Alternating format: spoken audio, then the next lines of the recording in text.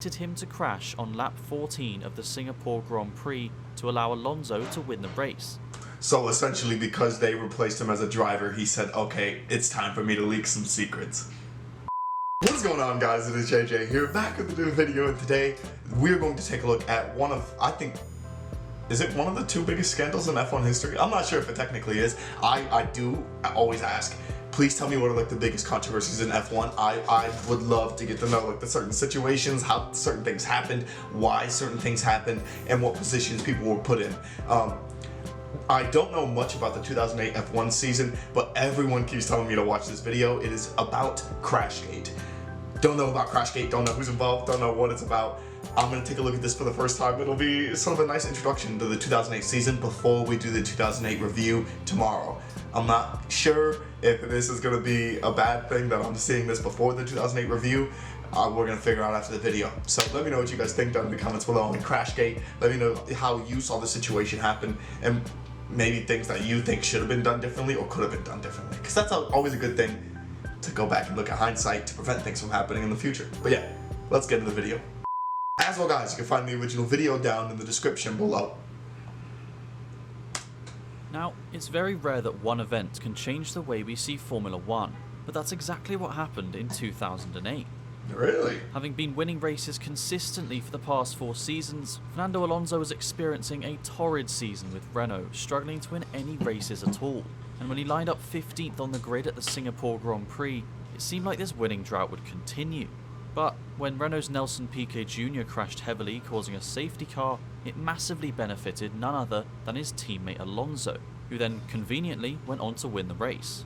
Immediately after, people began to So let me get this straight. He just crashed into a wall, and then Fernando Alonso, because the safety car was brought out, ended up winning the race. How Piquet's crash coincided perfectly with Alonso's alternative strategy. But because the concept of race fixing was almost comedic, few people really considered this possibility.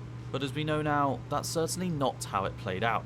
It actually turned into one of the biggest scandals in the history of not just Formula 1, but sport in general. So this story actually begins back in 2002, I thought it was going to be like crashing when Renault into somebody. rejoined Formula 1, having spent 17 years on the sidelines. Well, having bought up Benetton, the team essentially remained the same, with Flavio Briatore in charge and Pat Symonds heading the technical department. Now, remember these names because these two play an enormous role in the events coming up. Pat Symonds, well, for the 2003 season, development driver Fernando Alonso was promoted to a full-time race seat, and that year he took his debut win and the team's first since 1983. It was all moving in the right direction for the Renault team, and come 2005 they built the Renault R25, which actually managed to win 8 races and the 2005 Drivers' and Constructors' Championships. So Renault and Fernando Alonso had made history, and 2006 was no different, winning both Drivers' and Constructors' titles once again. Nothing in the world can stop them at this point. Well, apart from new technical regulations resulting in their star driver leaving the team. Okay, yeah, he did. You heard that right. Having won 2 titles on the trot, Alonso decided to leave Renault to join McLaren for 2007. Yeah, and joining him in the working base team was a 22-year-old fresh-faced Lewis Hamilton for his first ever season in Formula 1. So, should be a slam dunk for Fernando, right? Well, not quite. Despite winning 4 races and getting involved in the odd scandal here or there, he finished 3rd in the championship, tied on points with his teammate, while Kimi Räikkönen snatched the title at the final race in Brazil. Beaten to the title by a drunk Finn and a prepubescent child, he decided winning wasn't his cup of tea and decided to return to Renault for 2008. I mean, he had to. He literally tried to get rid of Lewis Hamilton over the whole 2007 season. And this is where Nelson Piquet Jr. comes into the story, as Fernando Alonso's teammate at Renault for 2008. Now, that name might be familiar to some of you, and that's because he's the son of 3-time world champion and Formula 1 legend Nelson Piquet.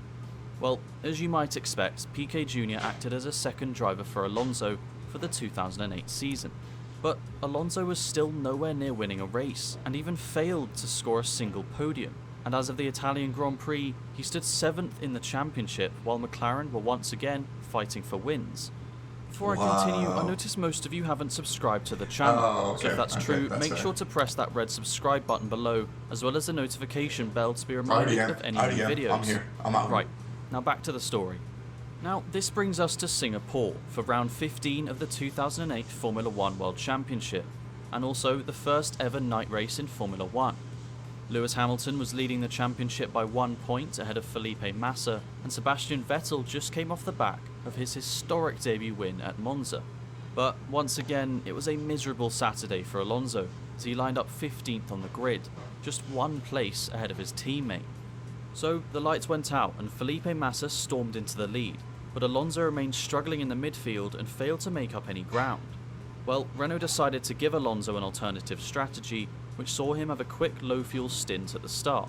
So he then came into the pits on lap 12 to refuel and change tyres, and when he came out, he rejoined at the back of the field as expected, but 2 laps later, his teammate Nelson Piquet Jr. crashed at the exit of turn 17. Because of the awkward location of the crash, there was no choice but to bring out a safety car, which changed the whole landscape of the race. And because the main field were past the pit lane when the safety car was released, only 2 other cars were able to pit before the pit lane closed. This meant everyone had to wait behind the safety car until the pit lane opened, which subsequently caused the whole pack to close up. And when the pit lane did eventually open, everyone bar Alonso and a few others piled into the pits, which of course caused utter chaos, as the teams were forced into double stacking both cars, causing queues up and down the pit lane. So once the dust had settled, Alonso found himself leading the race. His alternative strategy massively paid off thanks to his teammate crashing. Then for the rest...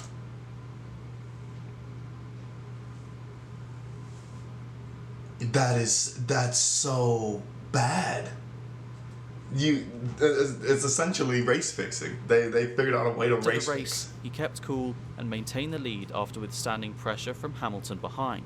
So, having not stepped on the podium for the whole season, Fernando then took his first win of 2008. Wow. Renault's first since the 2006 Japanese Grand Prix. Well, following his win, Fernando ironically said, "This will be a historic race for Formula 1. And it was. What an understatement that was, given what followed. Well, as I mentioned at the beginning, few people actually believed Piquet's crash was premeditated, and FIA President Max Mosley dismissed all claims at the time as speculation.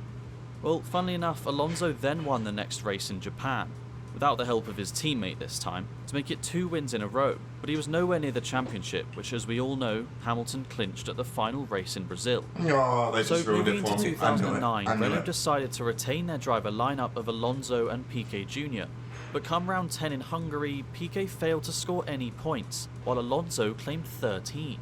So for the remainder of the season, Piquet Jr. was replaced by Romain Grosjean.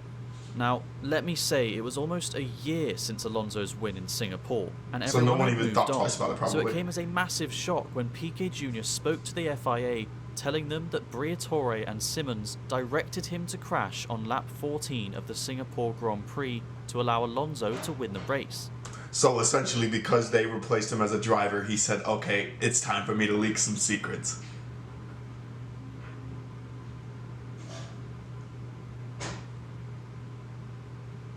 Oh my god. To put it simply, Piquet Jr. was claiming that Renault fixed the results of the 2008 Singapore Grand Prix, and that everything that happened that day was manufactured, even down to the turn that Piquet crashed at to ensure the safety car would be released.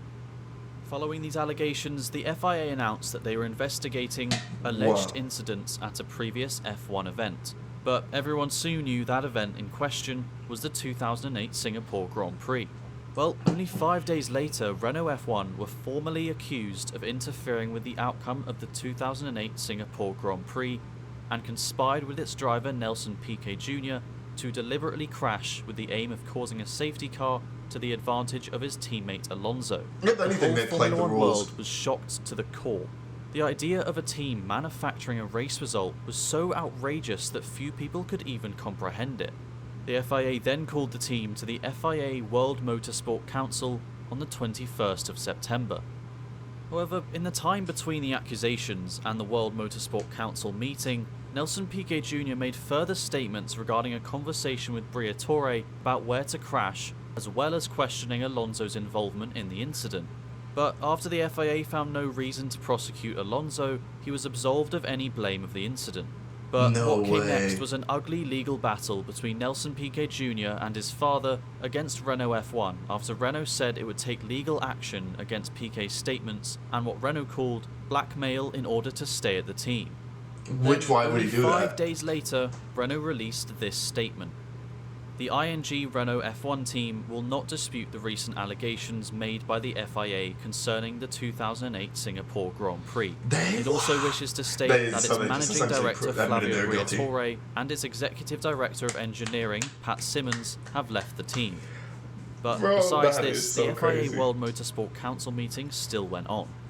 So, on the 21st of September 2009, the unprecedented FIA World Motorsport Council meeting took place. And after the hearing, Renault F1 received a suspended 2-year ban, meaning they could continue in F1 as usual. However, if they stepped out of line at all in the following 2 years, then they would be banned from Formula 1 indefinitely. As for Briatore, he was banned indefinitely from any FIA event, and also banned from managing any drivers in the future, though this was reversed in years to come. Simmons, meanwhile, That's still nutty. received just a 5-year ban because, unlike Briatore, Simmons confessed and expressed his regret of the situation. All to win one race. To Alonso and Literally Piquet? all to win one race. Alonso was cleared of any wrongdoing after no evidence was found that he was involved in the incident, and Piquet Jr. sadly was unemployable in F1 following the scandal. Which is also he went to the US and competed in NASCAR for a few years, before joining Formula E in 2014 and winning the inaugural championship. And Piquet was also paid substantial compensations by Renault and received an apology following the events of 2008 and 2009. But this scandal was much bigger than just Renault and Piquet. It threatened the integrity of the sport, with previous events such as the 2005 US Grand Prix and the Spygate scandal of 2007. Many saw Crashgate as the final nail in the coffin for Formula 1. But thankfully, racing prevailed, and everyone put these incidents behind them. So, was Crashgate the biggest scandal in Formula 1 history?